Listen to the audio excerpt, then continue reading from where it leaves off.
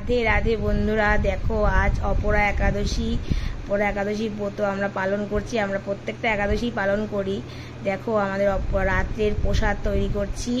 যা যা দিয়ে আমরা প্রসাদ তৈরি করি সেটাই তোমাদের দেখানোর চেষ্টা করেছি। দেখো কেমন করে করছি। এই যে কুমড়ো, আলু, সমস্ত কিছু, পেঁপে সব সেদ্ধ করে নামিয়ে নিয়েছি। তারপরে সূর্যমুখী তেলের মধ্যে সন্দক লবণ দিলাম, এবার জিরে, শুকনো লঙ্কা, তেজপাতা ফোড়ন দিয়ে দিলাম। দেখো এবার মশলাটা দেবো। এই যে মশলা দেওয়া হয়ে গেছে। মশলার মধ্যে আছে কাঁচা লঙ্কা, আদা, টমেটো, কাজু বাদাম সব পেস্ট করে নিয়েছি। এগুলো দিয়ে নারকেল ভেজে নিয়েছিলাম, দিয়ে এটা কষাচ্ছি। কষিয়ে সেদ্ধ করা সবজি সমস্ত দিয়ে আবার কষিয়ে নিয়ে গরম জল দিয়ে রেডি করে নেব। এটা সব সবজি দেওয়া হয়ে গেছে, কষিয়ে তুলে নেব। কষিয়ে নিয়ে গরম জল দিয়ে সুন্দর করে ফোটালেই ঘি ধনেপাতা দিয়ে নামিয়ে দেবো।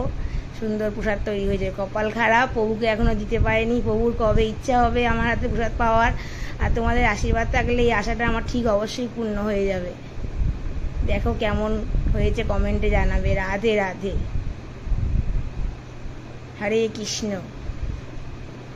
কিরম লাগলো সেটা কমেন্টে জানাবে, অবশ্যই জানাবে। আমি কোনোদিন রেসিপি ছাড়িনি, এই প্রথম। তাও আমি জানি ভালো করে করতে পারিনি, কিন্তু তোমরা দেখো ছোট বোনটা কেমন করে করেছে। যদি কোনো ভুল হয় কমেন্টে জানাবে। রাধে রাধে, হরে কৃষ্ণ। আর সবাই একাদশী ব্রত পালন করবে। একাদশী ব্রত সবার জন্য করা মঙ্গল। একাদশী ব্রত আর কোনো ব্রত না করলেও একাদশী ব্রতটা অবশ্যই সবার করা উচিত। রাধে রাধে, হরে কৃষ্ণ।